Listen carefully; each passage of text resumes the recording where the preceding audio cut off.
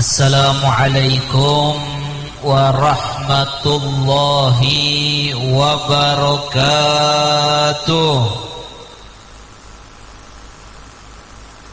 Alhamdulillah wassalatu wassalamu ala Rasulillah Sayyidina Muhammad ibn Abdullah wa ala alihi wa sahbihi wa man walah wa la hawla wa la quwwata illa billah.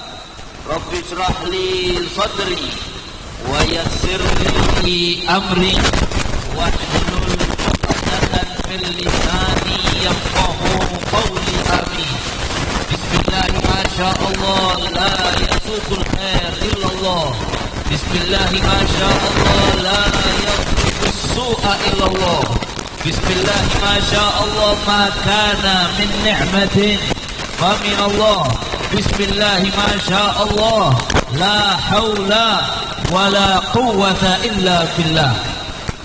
Yang saya hormati dan saya muliakan pada para habaib, para alim ulama, para kiai, para tokoh masyarakat, para sesepuh, dan juga kepada Bapak Kepala Desa, kepada para laskar, kepada seluruh hadirin dan hadirat yang dimuliakan oleh Allah Subhanahu wa ta'ala.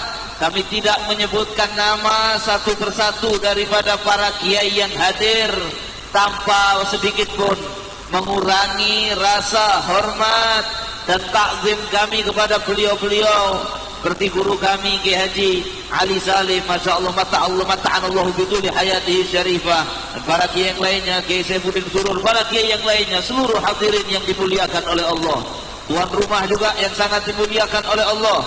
Siapapun yang menjadi tuan rumah, yang berusaha, tuan rumah Kiai Nur Hasan Siddiq dan keluarga besarnya, mudah-mudahan diberikan kemudahan oleh Allah Subhanahu wa ta'ala di dalam urusan duniawinya sampai akhiratnya, diberikan keberkahan hidup di dunia dan diberikan sa'adatul dunia wal akhirah, bahagia di dunia sampai di akhirat. Amin ya rabbal. Alhamdulillah, pada malam hari ini Masya Allah meriah dan cerah. Alhamdulillah.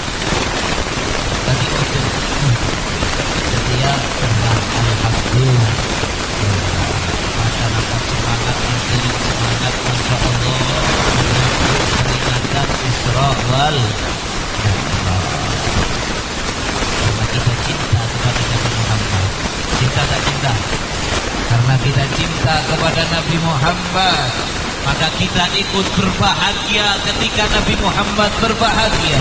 Malam Isra wal Mi'raj adalah satu malam yang paling membahagiakan bagi Nabi kita Muhammad sallallahu alaihi wa alihi wa sahbihi wasallam, yang mana Allah Subhanahu wa ta'ala memberikan kepada Nabi Muhammad satu nikmat, kenikmatan tertinggi yang ada, yang tidak pernah diberikan kepada satu makhluk selain Nabi Muhammad sallallahu alaihi wasallam, yaitu ru'yah, melihat Allah Subhanahu wa ta'ala, yang mana tidak ada la nabiyyun mursal wala malakun muqarrab, tidak ada nabi yang diutus oleh Allah, tidak ada malaikat siapapun yang diizinkan untuk melihat Allah, untuk bertemu secara langsung dengan zat Allah, kecuali Nabi Muhammad sallallahu alaihi wa alihi wa sahbihi wasallam. Maka tidak ada momen yang lebih membahagiakan, yang lebih menyenangkan bagi hatinya Nabi Muhammad melebihi momentum ketika malam Isra, khususnya malam Mi'raj yang ada di bulan Rajab ini, yang menurut para ulama yang paling pendapat yang paling kuat itu terjadi pada malam 27 Rajab. Maka itu Nabi sangat bergembira, maka kita ikut bergembira dengan gembiranya Rasulullah. Kita hadir ke malam perayaan Isra Mi'raj, norok gembira dengan gembiranya Rasulullah. Insya Allah kita nanti juga akan bisa melihat bahkan bisa Habib, seorang hamba biasa saya melihat zatnya Allah. Kalau sekarang belum mati, tidak mungkin. Tidak mungkin. Makanya ini perlu kami terangkan, kalau ada orang yang ngaku pernah ketemu kosan sambut-sambut tak sediati mon beda orang aku pernah melihat Allah, itu orang sesat, bahkan boleh disebut kafir. Sesat boleh disebut kafir. Kalau Imam Qadiyah mengatakan, Al-Imam Qadiyah rahimahullah fi Syifa, dalam kitab beliau Asy-Syifa bi Ta'rifi Huquqil Mustafa, beliau mengatakan wa kadzalika nukaffir, dan demikianlah kami mengkafirkan, kata Imam Qadiyah. Dan kalimat Imam Qadiyah ini juga dinukil oleh Hadratus Syekh Ki Haji Hasyim Asy'ari radhiyallahu taala, kata beliau wa nukaffir, dan kami mengkafirkan, telah kafir, keluar dari Islam, manidda'a mujalasatullah, siapa orang yang mengaku pernah duduk, berkumpul, bertemu Allah. Kalau ada orang mengaku begitu, dia bukan Nabi Muhammad, bohong, kafir, sesat. Jelas? Saya tanah ada di tempat saya di Malang.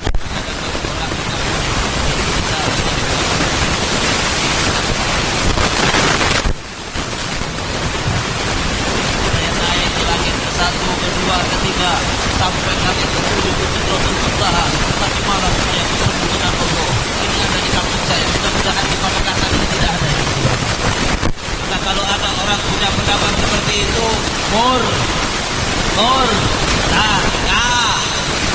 keluar dari Islam, sesat dan sesat.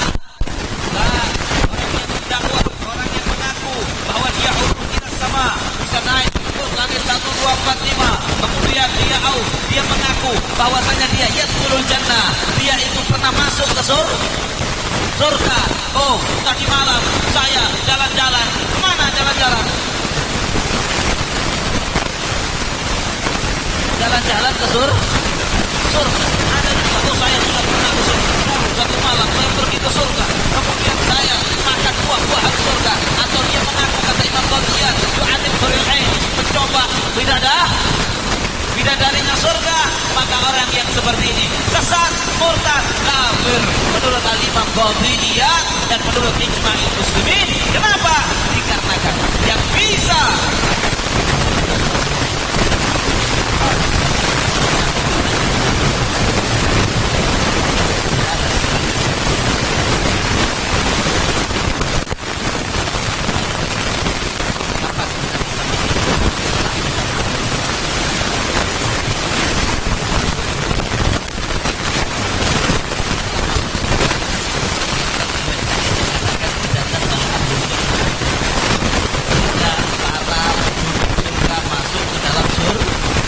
surga.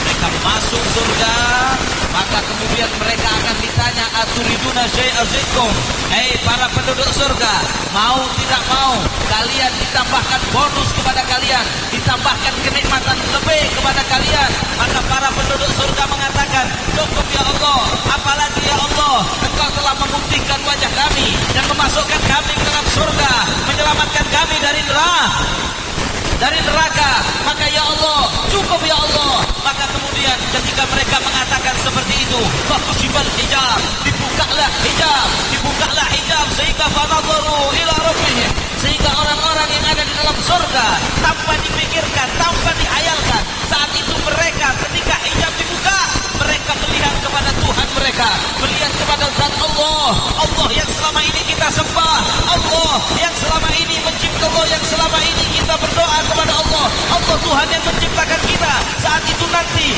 ada saatnya insya Allah kita melihat kepada Allah. Maka ketika orang-orang dalam surga melihat kepada zatnya Allah, maka Nabi mengatakan bahwa utu syai'an ahab ilaihim minan nadhari ila rabbihim, maka tidaklah mereka diberikan kenikmatan di surga dari kenikmatan bidadari, kenikmatan makanan surga, semua kenikmatan di surga itu ternyata tidak ada apa-apa kenikmatannya dibandingkan dengan nikmat melihat Allah. Nikmat melihat Allah adalah nikmat yang terbesar. Kemudian orang-orang yang melihat Allah membaca ahsanul husna wa ziyadah. Bagi orang-orang yang beramal saleh, bagi orang-orang yang berbuat baik, yang menunaikan perintah-perintah Allah, menjauhi larangan-larangan Allah, akan mendapat husna. Apa itu husna? Ay al-jannah. Maka mereka akan mendapatkan surga wa ziyadah.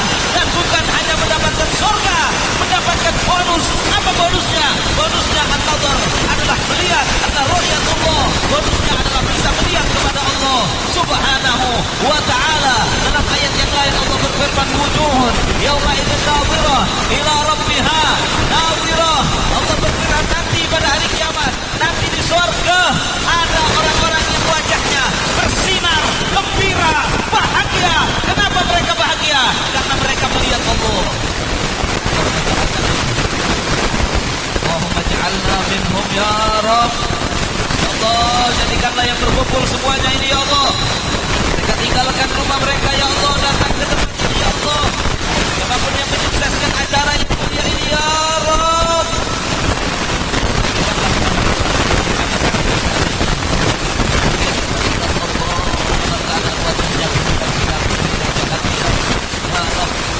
Pada malam hari ini seluruh hadirin merasa gembira, bahagia dengan gembiranya Rasulullah Sallallahu Alaihi Wasallam ketika malam Isra wal Mi'raj, ketika melihat Allah. Amin ya Rabbal Alamin. Peristiwa Isra wal Mi'raj adalah salah satu mukjizat terbesar Nabi kita Muhammad Sallallahu Alaihi Wasallam. Ini peristiwa sebagaimana ceritanya sudah banyak kita. Peristiwa Isra wal Mi'raj ini membantah daripada orang-orang yang mengatakan bahwa Nabi Muhammad itu adalah manusia biasa. Ada zaman sekarang orang yang mengatakan Nabi Muhammad itu manusia biasa.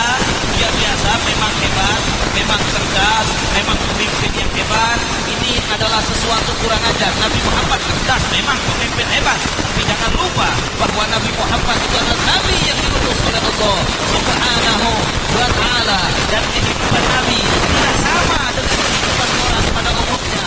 Kehidupan Nabi Muhammad mendapatkan perhatian khusus dari Allah. Di antaranya Nabi mengalami satu peristiwa pada satu malam, yang peristiwa itu tidak mungkin dialami oleh siapapun, yaitu peristiwa Isra wal Mi'raj. Ketika Allah berfirman, subhanalladzi asra bi 'abdihi lailan minal masjidil haram ila masjidil aqsa alladzi barakna hawlahu linuriyahu min ayatina innahu huwas samiul basir. Maha suci Allah yang memperjalankan Nabi Muhammad sallallahu alaihi wasallam minal masjidil haram, dari masjidil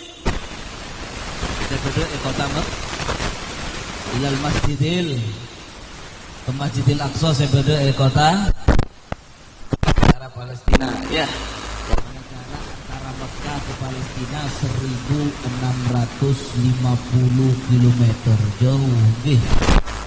Dari Pemekasan ke Jakarta tane kurang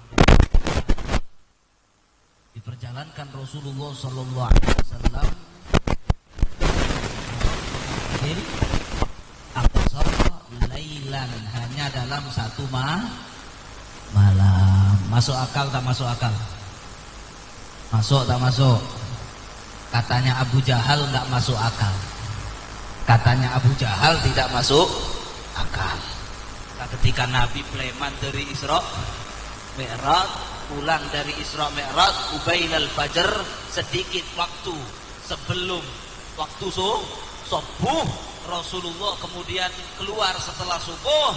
Nabi menyampaikan, subhanallah, kok subhanallah, Nabi Sulaiman Isra Mi'raj itu pertama ketemu Abu Jahal. Pertama ketemu langsung ketemu Abu Jahal. Kok subhanallah, Abu Jahal itu langsung tanya kepada Nabi dengan nada istihza. Apa istihza bahasa Maduranya? Congoco, dengan nada congoco. Yang tanya Abu Jahal, "Hei Muhammad, ada berita apa wahai Muhammad? Ada berita baru? Ada gosip baru wahai Muhammad?" Dengan niat istihza. Maka Rasulullah mengatakan, "Oh iya, ada berita baru. Saya diperjalankan oleh Allah Subhanahu wa ta'ala." Abu Jahal tanya, "Kamu diperjalankan kemana wahai Muhammad?" "Usriya bi al-lailah ila Baitul Maqdis." "Ke Baitul Maqdis, ke Palestina tadi malam." "Iya setia, wal'an anta baina dhahranaina, sedangkan setia sekarang kamu sudah di sini di Mekah. Iya, kata Rasulullah sallallahu alaihi wasallam. Gembira Abu Jahal, Abu Jahal. Gembira. Kenapa gembira? Dia menganggap ini adalah celah untuk menjatuhkan Rasulullah. Maka Abu Jahal mengatakan, ya Muhammad, mau gak kalau seandainya saya undang orang di Mekah ini semua, saya kumpulkan. Abu Jahal jadi panitia pengajian satu kali di seumur hidup. Jadi Abu Jahal yang mengumpulkan masyarakat. Wahai Muhammad, mau tidak saya kumpulkan ini orang Mekah? Setelah saya kumpulkan, nanti kamu bicara kepada mereka, kalau tadi malam kamu berangkat ke ke Masjidil Aqsa, ke Baitul Maqdis, sekarang kamu sudah ada di Mekah lagi, gak apa-apa ya? Rasulullah bilang silahkan. Akhirnya Abu Jahal keliling, monceng orang kafir. Ya ahla Mekah, hei orang-orang Mekah, Muhammad yukallimkum, Muhammad mau bicara kepada kalian. Heran orang-orang Mekah, mimpi apa Abu Jahal ini? Biasanya memusuhi Rasulullah, biasanya selalu berkata-kata kasar kepada Nabi Muhammad, menghalangi dakwahnya Nabi Muhammad. Kok malah panggil-panggil orang untuk mendengarkan daripada bicaranya Rasulullah SAW. Niatnya jelek. Maka ketika dikumpulkan seluruh orang Mekah, Abu Jahal bertanya, Muhammad, silahkan sekarang kamu cerita. Tadi malam kamu sama Tuhan kamu diperjalankan kemana? Nabi mengatakan dengan tegas, saya diperjalankan tadi malam ke Masjidil Aqsa, Baitul Maqdis di Palestina. Langsung orang-orang Mekah ada yang pegang cetak, ada yang mengatakan, aduh hampir saya percaya kepada kamu wahai Muhammad, tapi ketika kamu sudah seperti ini udah nggak waras, mana mungkin. Tadi malam ke Masjidil Aqsa, sekarang ada di sini. Kata mereka, saya pernah ke Masjidil Aqsa. Rasulullah dalam riwayat sebelum Isra Mi'raj tidak pernah ke Palestina. Saya pernah ke Baitul Maqdis. Perjalanannya mangkat 1 bulan, Pleman setubuh. Mangkat sebulan, Pleman sebulan. Maka mana mungkin dalam 1 malam udah nggak waras ini Muhammad. Abu Jahal gembira, ini yang saya maksudkan. Maka waktu itu Sayyidina Abu Bakar As-Siddiq radhiyallahu taala anhu berteriak dari belakang, saya percaya ya Rasulullah, saya percaya.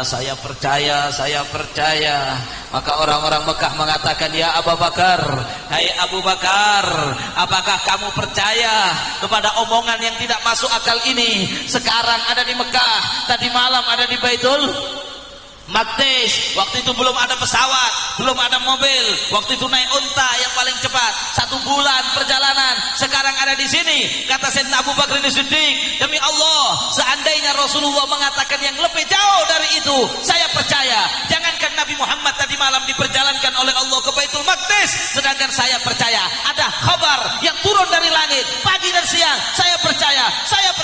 Maka Rasulullah tersenyum dan mengatakan, anta Siddiq, engkau adalah Siddiq. Karena peristiwa inilah Sayyidina Abu Bakar akhirnya mempunyai julukan dari Rasulullah sallallahu alaihi wasallam, julukan pujian. Akhirnya kita mengenal Sayyidina Abu Bakar As-Siddiq radhiyallahu taala anhu.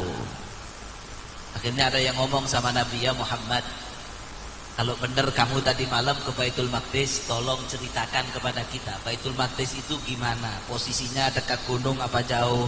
Pintunya bagaimana? Jendelanya bagaimana? Nabi kelopain. Karena Nabi bukan pengamat arsitektur bangunan. Waktu Nabi masuk Masjidil Aqsa, di situ ketemu apolong Nabi Ibrahim, apolong Nabi Musa, ketemu Nabi Isa. Nabi nggak memperhatikan pintunya, bangunannya. Maka waktu itu Malaikat Jibril turun menampakkan kepada Rasulullah gambarnya live streaming Masjidil Aqsa. Sehingga Rasulullah menjelaskan sambil menuding begini, oh pintunya begini, oh jendelanya begini, oh jalan dari sini ada begini. Wa yurwa diriwayatkan bahwa Sayyidina Abu Bakar As-Siddiq pernah ke Masjidil Aqsa. Maka ketika Nabi mensifati Masjidil Aqsa, Sayyidina Abu Bakar berdiri dari belakang berteriak, Sodakta, innaka la Rasulullah. Betul, yang disifatkan betul. Saya semakin yakin bahwa panjenengan adalah Rasul utusan Allah Subhanahu wa ta'ala. Orang kafir Quraisy mengatakan, kalau sifat betul bisa jadi diceritain orang lain. Maka Rasulullah mengatakan, kalau kalian tidak percaya, Waktu saya perjalanan pulang dari Masjidil Aqsa ke sini, saya melihat rombongan dagang orang Quraisy yang pulang dari sana. Mereka akan sampai di sini hari Rabu, kata Nabi Shallallahu Alaihi Wasallam. Tanya pada mereka, saya melihat untanya satu hilang. Kemudian saya turun di unta yang hilang itu, saya ada air yang di situ, saya minum airnya. Karena dulu itu biasa orang Arab menaruh air di unta, itu siapapun boleh minum. Nabi sempat turun di situ dalam riwayatnya. Maka Abu Jahal mengatakan, oke, deal. Kalau hari Rabu tidak datang berarti kamu bohong, wahai Muhammad. Akhirnya singkat cerita, pada hari Rabu masyarakat Mekah menunggu sampai menjelang terbenamnya matahari, rombongan itu tidak datang. Abu Jahal sudah merasa gembira. Ternyata menjelang terbenamnya matahari, rombongan itu datang. Dan ketika ditanya, apakah kalian, unta kalian hilang satu di tengah jalan? Iya. Kalian kok tahu? Kemudian apakah ada airnya di situ? Kemudian airnya habis? Iya. Kami heran, siapa yang meminum? Kemudian kami dari waktu berjalan bisa akan mendengar suara salam, suaranya Muhammad sallallahu alaihi wa alihi wa sahbihi wasallam. Maka faramuhu bisihir. Abu Jahal mengatakan, oh berarti Muhammad ini pakai ilmu sihir. Tetap tidak beriman. La haula wala quwwata illa billah. Orang kalau sudah didasari benci di dalam hatinya, susah.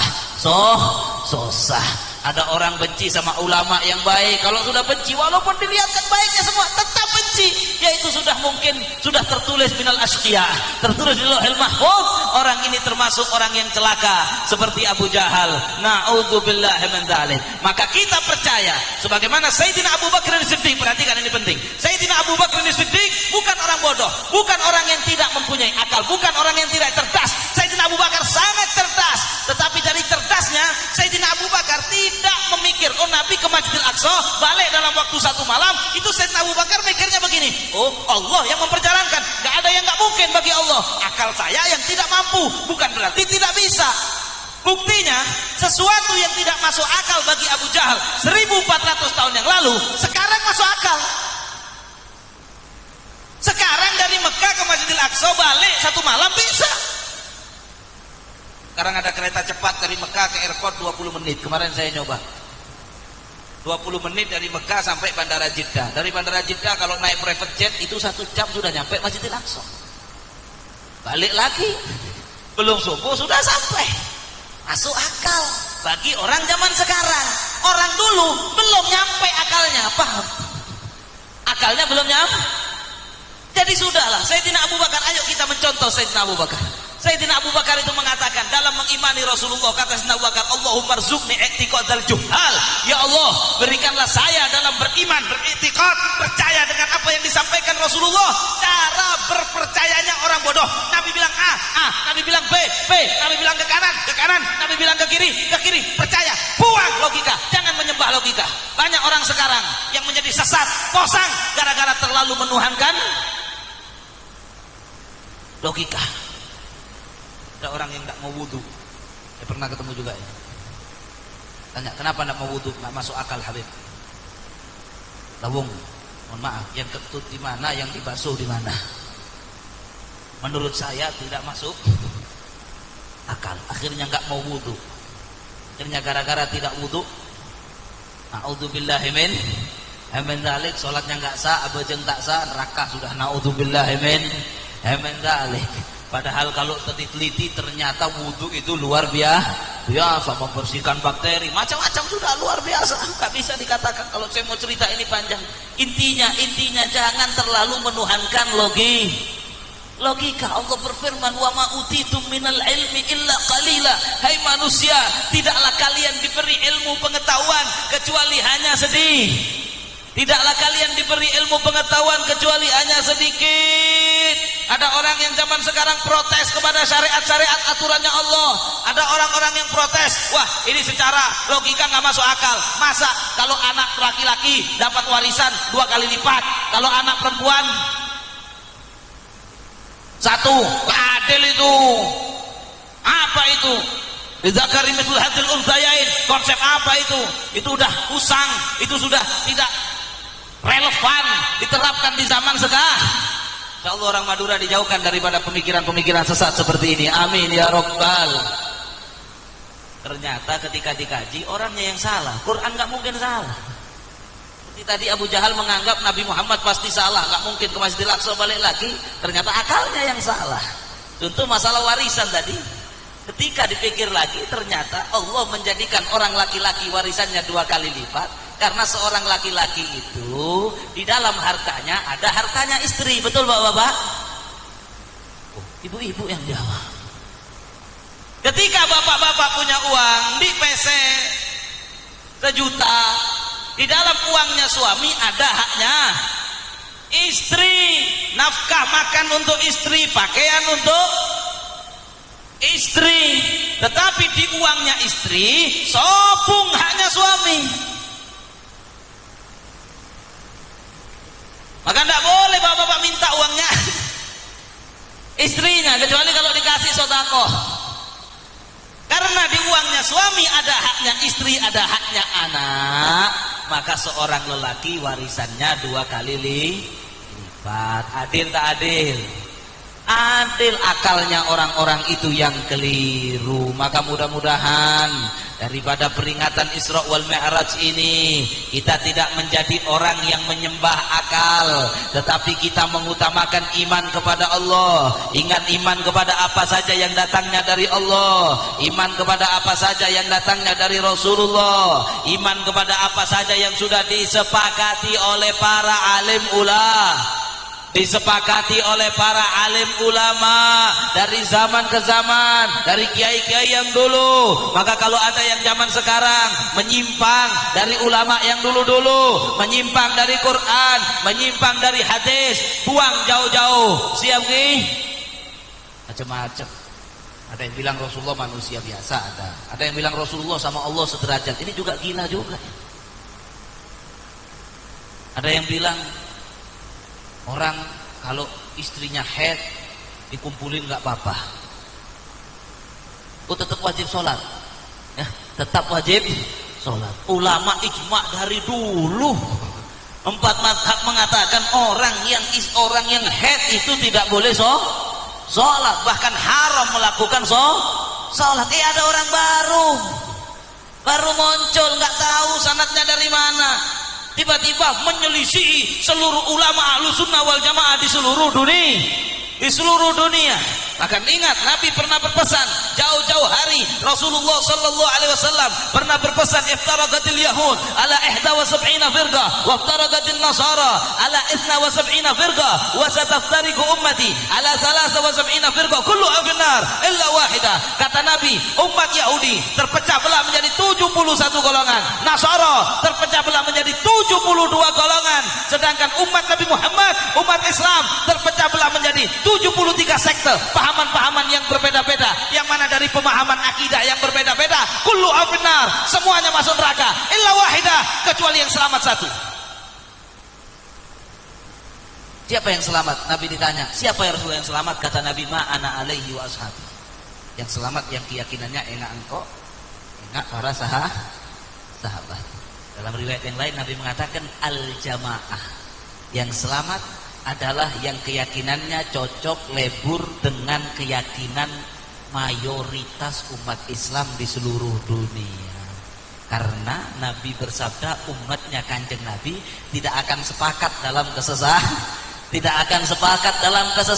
Kalau kalian bingung, ada aliran begini, aliran begitu, aliran begini, mana yang benar? Maka kata Nabi sallallahu alaihi wasallam, "Fa'alaikum bisawadil a'zam." Maka hendaklah kalian mengikuti keyakinan mayoritas umat Islam di seluruh dunia. Maka kalau kalian ikut mayoritas, maka tidak akan tersesat. Dan Nabi menambahkan dalam hadis tersebut, faman syadza finnar, barang siapa yang menyimpang berbeda dengan i'tiqad keyakinan umat Islam yang sudah disepakati, apalagi yang ada nas Qur'annya, ada nas hadis yang mutawatirnya, ada ijma ulama yang jelas, kemudian ada orang baru-baru ini menyimpang daripada apa yang telah ditetapkan dan diyakini umat Islam di seluruh dunia, syadza finnar, dia menyimpang ke nerakanya Allah subhanahu wa ta'ala. Na'udzubillahi min. Habib, tapi yang ngomong gitu itu orangnya punya karomah, Habib. Orangnya punya karomah, Habib. Tahun Habib begini kan bisa jadi pesek burung. Dari pesek jadi burung. Orangnya itu Beb, katanya bisa jalan atas pasek Beb. Katanya Beb, bisa terbang. Saya bisa terbang naik pesawat. Katanya bisa terbang Habib. Tapi orangnya itu Beb, wiritannya banyak Habib. Orangnya itu Masya Allah tasbihnya raja-raja Beb. Sorbannya Beb, nggak payung Beb. Kemudian dia mengatakan sesuatu yang menyimpang dari apa yang telah disepakati oleh ijma ulama. Beda dengan khususnya seperti di Madura, kiai-kiai semua satu suara dalam keyakinan, dia lain.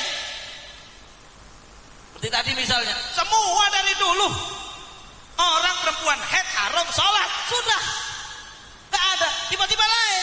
Gimana ini? Bisa, seandainya bisa terbang, tetap jangan percaya. Seandainya bisa, tuh Habib, itu kan karomah. Siapa yang bilang bisa terbang itu karomah? Bisa jadi istidraj. Dajjal itu sakti. Lampir di film terbang. Dajjal itu sakti. Perhatikan dalil Imam Abu Yazid Al-Bustami radhiyallahu taala anhu. Al-Imam Abu Yazid Al-Bustami mengatakan, kalau kamu idza ra'aitumur rajula, kalau kamu melihat seseorang itu u'tiya minal karomat, kalau kamu melihat ada orang itu kok seakan-akan dikasih keramat, sakti, hatta yartaki fil hawa, sampai bisa terbang. Sampai lihat ini ada orang terbang, malah taghtarru bihi, jangan kamu tertipu dan mengatakan, oh ini berarti wali nih, oh ini berarti semua omongannya betul. Jangan. Hatta sampai kamu lihat kaifa tajidunahu indal amri wan nahyi, sampai kamu lihat ini orang gimana di dalam melakukan perintah-perintah Allah, bagaimana abajangnya, bagaimana. Oh Habib, dia bisa terbang, tapi kalau sopu tak abajang. Maka sebagian mengatakan, oh abajang saya lain, saya bukan derajat syariat. Beda yang begini Madura. Jawab banyak, mudah-mudahan Madura sopu. Derajat saya bukan derajat syariat lagi. Sholat yang begini pakai takbiratul ihram, ditutup dengan salam, itu bukan level saya. Saya ini sudah sambung sama Allah. Ngaku wali, ngaku kekasihnya Allah, tak bajang, bohong, palsu. Walaupun bisa terbang, saya ludahin wajahnya. Gak percaya kamu wali. Apalagi udah ngaku wali, gak sholat, gak bisa terbang. Paham? Paham? Wa indan nahyi, begitu juga dalam larangan Allah. Kalau ada orang bisa terbang, bisa jalan di atas air, daun diginikan bisa jadi uang, maka kamu lihat dulu ini orang dalam memperlakukan larangan Allah bagaimana. Oh Habib, orangnya jauh dari yang haram Habib, dia tidak mau uang haram, uang sogokan gak mau, orangnya waro, hati-hati kepada yang haram. Oh Habib, kalau ada perempuan lewat, pandangannya ditundukkan Habib, tidak mau salaman dengan perempuan yang bukan mahram Habib, dia jauh dari perzinaan Habib, dia jauh dari perjudian Habib, dia jauh anil muharramat, dia sangat orangnya saleh, jauh dari yang haram, kewajiban-kewajibannya dijaga, akidahnya betul, lurus, ahlus sunnah wal jamaah, sesuai keyakinan para alim ulama terdahulu, sesuai keyakinan mayoritas umat Islam, bisa terbang, karomah. Tapi Habib, orangnya bisa terbang, tapi kalau ada perempuan bukan mahram, salaman cipika-cipiki Habib. Orangnya Habib kadang-kadang minum minuman keras. Orangnya Habib kadang-kadang main chip, slot Habib, wali ngeslot, la haula wala quwata illa billah. Oh Habib, orangnya suka bohong. Nah ini lagi penanda bohong itu dilarang keras oleh Allah. Habib, orangnya suka bohong, kadang bicara A ternyata B, kadang bicara B nggak sesuai fakta Habib. Maka bagaimana dia bisa terbang? Jangan kamu tertipu, itu bukan wali. Walaupun bisa terbang, adapun dia bisa terbang, itu istidraj dari Allah. Itu adalah ilmu, mungkin mereka bersepakat dengan setan, mereka bekerja sama dengan setan, sehingga kita bisa punya ilmu hitam, membuat dia bisa terbang. Sungguh di sisi Allah tidak ada sesuatu kemuliaan sama sekali daripada itu. Tetapi seorang mukmin yang bertakwa, yang akidahnya benar, tidak menyimpang dari akidah mayoritas umat Islam, sesuai dengan akidah kiai-kiai zaman dulu, sesuai dengan akidah Ahlus Sunnah wal Jamaah, kemudian taat dalam menunaikan perintah-perintah Allah, taat dalam menjauhi larangan-larangan Allah. Itulah orang yang punya derajat yang tinggi di sisi Allah, yang dicintai oleh Allah, walaupun gak bisa terbang, walaupun gak bisa jalan di atas. Diceritakan dulu Al-Imam, ini akhirnya gak cerita Isra Mi'raj nih, gara-gara ada yang bisikin saya tadi. Bukan Kiai Ali, bukan, lain. Ada Al-Imam Junaid Al-Baghdadi radhiyallahu taala anhu. Imam Junaid itu orang alim luar biasa, nggak seneng menampakkan keramat. Makanya kalau ada orang ngaku-ngaku punya keramat itu diragukan biasanya. Imam Junaid Al-Baghdadi ngajar, jarang pernah cerita keramat, jarang nunjukkan karamah. Suatu saat datang orang non-muslim dari negara lain yang nggak punya rambut itu, datang ke Irak, tiba-tiba membuat atraksi terbang di pasar. Banyak. Maka waktu itu masyarakat di pasar bingung, wah tuh ini kok bisa terbang, jangan-jangan agamanya dia yang benar, lebih hebat dia daripada agama kita. Akhirnya ada yang lari ke rumahnya Imam Junaid. Wahai imam, wahai imam, masalah besar imam, di pasar ada masalah besar, ada begini-begini. Imam Junaid datang ke pasar, dilihat itu orang terbang. Imam Junaid ambil sandalnya, dilempar. Subhanallah, sandal beliau dipukul satu-satu kepalanya itu. Jatuh semuanya. Setelah jatuh, Imam Junaid ambil sandalnya. Ini diceritakan di kitab-kitab salah. Imam Junaid ambil sandalnya lagi, sambil Imam Junaid mengatakan, sudah, jangan bingung sama yang gini-gini. Taati perintah Allah, jauhi larangan Allah. Tetaplah kalian kekal dalam keyakinan Islam Ahlus Sunnah wal Jamaah. Al-Imam Syekh Abdul Qadir Al-Jailani, kutub daripada pemimpin daripada seluruh wali. Sebagaimana kita ketahui ketika beliau salat di dalam satu malam yang gelap, tiba-tiba ada suara, "Hei Abdul Qadir, sekarang engkau sudah diangkat daripada semua kewajiban, wahai Abdul Qadir. Engkau sudah mencapai derajat yang tinggi, tidak perlu lagi melakukan kewajiban, enggak perlu abajang, enggak perlu abasa, enggak perlu zakat, zina tak napa, judi tak napa, minum khamr tak napa. Silahkan, karena engkau sudah memiliki derajat yang sangat tinggi." Suara itu mengeluarkan cahaya. Si Abdul Qadir ambil sandalnya, dilempar cahaya itu, mengatakan, ya lain, pergi kamu wahai yang terlaknat. Si Abdul Qadir tahu, ini orang alim. Pergi kamu orang yang terlaknat. Setan tidak mungkin orang menyuruh saya meninggalkan yang wajib, melakukan yang haram, kecuali Syekh. Tapi coba zaman sekarang, sampeyan sholat malam, tiba-tiba pas lampu mati kayak tadi, ada cahaya. Hei Zain Ba'bud, kamu sudah jadi wali, sekarang enggak sholat enggak apa-apa, alhamdulillah. Sekarang kamu boleh zina, alhamdulillah. Bahkan enggak nunggu cahaya sudah begitu, saya sudah sampai derajat yang begini, enggak perlu lagi melakukan. Ala kulli hal, mudah-mudahan Madura, Pamekasan dan sekitarnya diselamatkan oleh Allah dari pemikiran-pemikiran yang sesat. Kalau ada orang yang pemikirannya sesat seperti itu, kita doakan dapat hidayah. Kalau didoakan dapat hidayah, nggak dapat hidayah, mudah-mudahan cepat dicabut nyawanya sama yang kuasa, biar nggak menyesatkan orang banyak, biar tidak menyesatkan orang banyak. Sebelum saya tutup, karena tadi niat cerita Isra Mi'raj sedikit saja, nggak banyak-banyak ya. Sebelum saya tutup, karena tadi saya niat cerita Isra wal, cuman gara-gara bisikan temanya berubah. Ala kulli hal, ketika Nabi SAW Isra wal Mi'raj, saya nggak cerita detail. Waktu itu Nabi sempat masuk ke dalam surga. Sebelum itu Nabi waktu Mi'raj itu naik ke langit dari Masjidil Aqsa. Itu Nabi disambut oleh para anbiya. Di langit pertama disambut Nabi Allah Adam alaihis salam. Jadi Nabi Adam, kata Nabi, tingginya 30 dira, tingginya 30 dira. Disambut lagi di langit yang kedua Nabi Isa alaihissalam dengan Nabi Yahya alaihissalam. Rasulullah menceritakan Nabi Isa dan Nabi Yahya itu rambutnya panjang sebahu lebih, lurus, orangnya kulitnya putih kemerah-merahan, mirip antara Nabi Isa dan Nabi Yahya. Kemudian Rasulullah naik ke langit yang ketiga. Di langit yang ketiga disambut oleh, kalau ini bukan cerita bohong, ini disepakati daripada hadis-hadis yang sangat kuat derajatnya, disepakati oleh mayoritas umat Islam. Maka sampai di langit yang ketiga, Rasulullah SAW disambut oleh Nabiullah Yusuf alaihis Ini mau saya ceritakan sedikit. Setelah ini selesai, jangan khawatir. 5 menit lagi selesai. Ya. Apa tadi? Disambut Nabi Yusuf alaihis. Ketika Nabi Yusuf alaihissalam, Nabi melihat Nabi Yusuf itu gantengnya luar biasa. Nabi mengatakan Nabi Yusuf diberi ketampanan seakan-akan separuh kegantengannya orang satu dunia dikasihkan Nabi Yusuf. Dalam riwayat yang lain Allah menciptakan kegantengan itu 100%, yang 50 dikasih Rasulullah, 25% dikasih Nabi Yusuf, yang 25% dikasihkan orang laki-laki dari Nabi mulai zaman Nabi Adam sampai setia.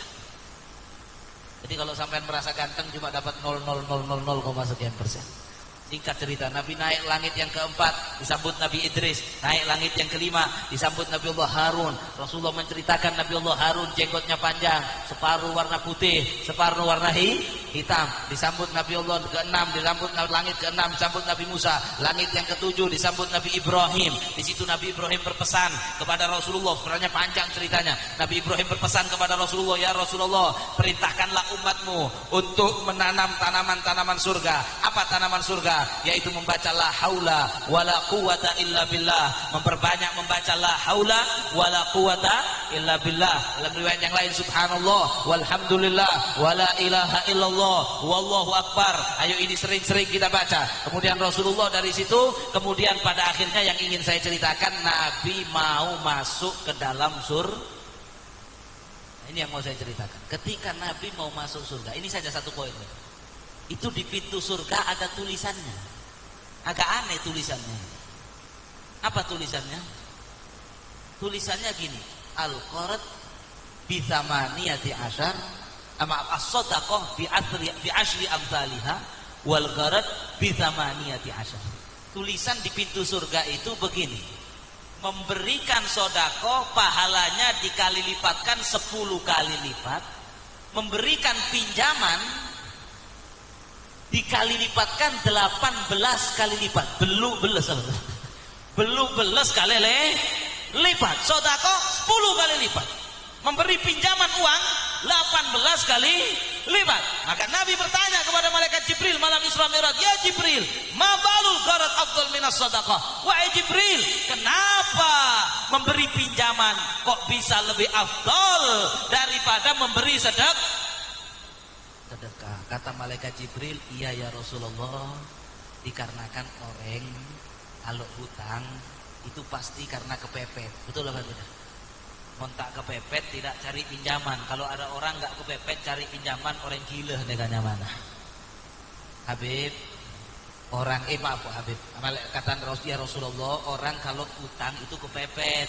Kalau sodako kita ngasih, belum tentu yang kita kasih itu sedang perlu, sedang kepepet. Makanya memberi pinjaman itu lebih afdol daripada sodako. Nah mudah-mudahan kita semangat, jangan semangat utang sama orang, semangat memberi utang orang lain. Siap nih? Aduh Andi PSB, nah mentalnya begitu, akhirnya nggak punya uang. Yang semangat kalau ada saudaranya, tretannya, familinya, tetangganya yang sedang memerlukan bantuan pinjaman, kita semangat kasih pinjaman. Oh iya Habib, saya begitu memang Habib. Tapi kalau pinjam 1 juta nanti kembalinya 1.200.000. Masuk neraka sampai ya. Masuk neraka, bisa finari jahannam khalidan, apa itu orang yang makan riba itu, karena ada di ayatnya di alam Al-Qur'an ya. Barang siapa yang berhenti fa amruhu ila Allah faman ada fa ulaika ashabun nar hum fiha khalidun na'udzubillahi min dzalik. Tapi kalau kita pinjamkan ikhlas 1 juta, kembalinya juga 1 juta tanpa ada bunganya, itu pahalanya lebih afdol dari sodako. Habib, tapi kadang kalau saya pinjamin bayarnya molor Beb. Betul. Janjinya Senin, ternyata sudah 3 kali Senin masih belum bayar. Oh semakin alhamdulillah kalau begitu, malah untung sampean. Kenapa untung? Karena dalam satu hadis dikatakan siapa yang meminjamin pinjaman ke orang lain, kemudian janji bayar misalnya Senin, ternyata Senin belum bisa bayar, dia datang, Pak saya belum bisa bayar, gimana? Dikasih keringanan waktu seminggu lagi. Oke, Senin depan ya. Maka waktu yang berjalan seminggu berikutnya, itu setiap harinya yang memberi pinjaman diberi pahala sodako sebesar nominal uang yang dihutangkan. Nyaman tak nyaman? Nyaman. Saya punya uang 1 juta. Dengarkan dulu. Nanti setelah bab utang ini sudah ditutup ceramahnya ini. Saya punya uang 1 juta. Saya pinjamkan ke Kiai Ali. Tak mungkin Kiai Ali pinjam saya, yang mungkin pinjam sama Kiai Ali. Masya Allah, Kiai Ali, Kiai soleh, dijamin rezekinya sama Allah. Misalnya dibalik, saya pinjam ke Kiai Ali 1 juta. Saya janji Kiai Ali 1 minggu lagi saya bayar. Ternyata seminggu saya datang, Kiai masih kita tidak ada pesen kok Kiai. Gimana Kiai? Seminggu lagi. Kiai Ali bilang, oke Habib, tidak apa-apa, minggu depan, Senin depan. Maka waktu berjalan setiap hari Kiai Ali dapat pahala sodako 1 juta, sodako 1 juta, walaupun beliau nggak sodako. Kalau telat seminggu seperti sodako 7 juta, telat 2 minggu seperti sodako 14 juta. Kalau 3 minggu datang, ya sudah Beb, saya ikhlaskan Beb, sudah nggak bayar sampai itu Beb. Sudah Beb, saya ikhlaskan Habib. Maka dalam satu riwayat Kiai Ali ini akan diampunkan semua dosa-dosanya oleh Allah dan dimasukkan surga. Ada satu cerita ini diceritakan hadis. Ini masih yang utangi, belum nanti yang utang nggak bayar itu siksanya luar biasa, jangan main-main. Dalam satu hadis dikatakan dulu ada satu orang agak nakal, orangnya ini nakal, agak suka maksiat. Tapi dia itu kaya, suka minjamin uang orang. Kalau dia minjamin uang orang lain, itu dia bilang kalau mau nagih sama pegawainya, dia bilang tagih ya, kalau sekiranya bayar terima, kalau sekiranya nggak bisa bayar ampunkan utangnya. Bilang ya udah diikhlaskan. Mudah-mudahan gara-gara saya mengampuni hutangnya orang, dosa saya diampuni oleh Allah. Padahal dosanya banyak. Subhanallah, ketika mati, ini Rasulullah yang cerita ini. Ketika meninggal orang ini tadi, kata Allah, sebagaimana kamu saja bisa ngampuni hutangnya orang, saya lebih mampu ngampuni dosa kamu. Saya ampuni semuanya, saya masukkan surga. Nah tapi yang hutang, yang tahu diri, ini penting ini, karena nanti riba jadi nggak laku kalau ini dijalankan dengan baik. Riba itu laku karena 2 hal. Yang punya PC cerai, nggak mau ngasih pinjaman. Yang kaya cerai, yang miskin ketika hutang tidak tahu diri. Tidak tahu diri. Makanya dikatakan dalam satu hadis, barang siapa yang hutang dan dia ketika hutang dari awal niat tidak mau bayar, laki Allah subhanahu wa ta'ala sarikon, dia akan menghadap Allah dalam keadaan di kepalanya ada tulisannya maling. Jadi kalau misalnya saya pinjam ke Kiai Ali, Kiai pinjam 1 juta, dalam hati niat, wah ini Kiai Ali nggak mungkin nagih sama saya, sungkan karena saya Habib, ya sudahlah, nggak saya minta, nggak, nanti saya memang nggak mau bayar, niat nggak bayar, bangkit pada hari kiamat ada tulisannya maling. Wa qala Rasulullah, penutup qala Rasulullah sallallahu alaihi wasallam, sahibud dain maghlulun fi qabrih la yafuqu illa qada'u dainih. Kata Rasulullah, orang yang punya hutang, kalau hutangnya belum dibayar, orangnya mati, maka dia dibelenggu di dalam kuburnya. Tidak akan ada apapun yang bisa membuka belenggu itu. Mau didoakan kiai, didoakan habib, mau disolati wali, belenggunya dalam kubur tidak bisa lepas. Illa qada'u dainih, kecuali hutangnya diselesaikan, dibayar. Kalau nggak dibayar, terus terbelenggu dalam kubur, walaupun ditahlili sampai 400 kali. Hati, jangan main-main. Makanya kalau punya utang itu cepat bayar. Understand? Kalau punya utang 1 juta, dapat uang 1 juta, jangan beli keperluan dulu, bayarkan hutang dulu. 4 hal yang jangan ditunda-tunda. Di antaranya membayar hutang. Tapi kadang-kadang penyakit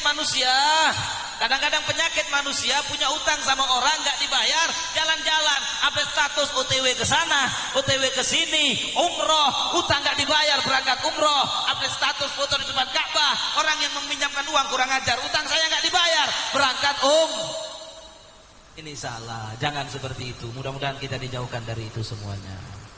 Yang punya utang, kepingin utangnya lunas, banyak-banyak membaca ya farijal ham, ya kasifal gham, ya farijal ham, ya kasifal gham, ya farijal ham, ya kasifal gham. Kata Sayyidina Abu Bakar Siddiq, siapa yang hutangnya banyak membaca itu terus memperbanyak, walaupun hutangnya setinggi gunung tidak akan mati kecuali sebelum mati lunas semua hutangnya. Amin ya Rabbal alamin. Itu karena Nabi waktu Isra Mi'raj melihat di pintu surga ada tulisan menghutangi 18 kali lipat, sedekah 10 kali lipat. Kalau yang kaya tidak cerai memberi pinjaman, yang pinjam tahu diri cepat mengembalikan, insya Allah riba tidak laku. Amin ya Rabbal alamin. Sudah, ini yang bisa saya sampaikan. Ada kekurangan, ada kesalahan, saya mohon maaf yang sebesar-besarnya. Hadza wal 'afwu minkum. Wassalamualaikum warahmatullahi taala wabarakatuh.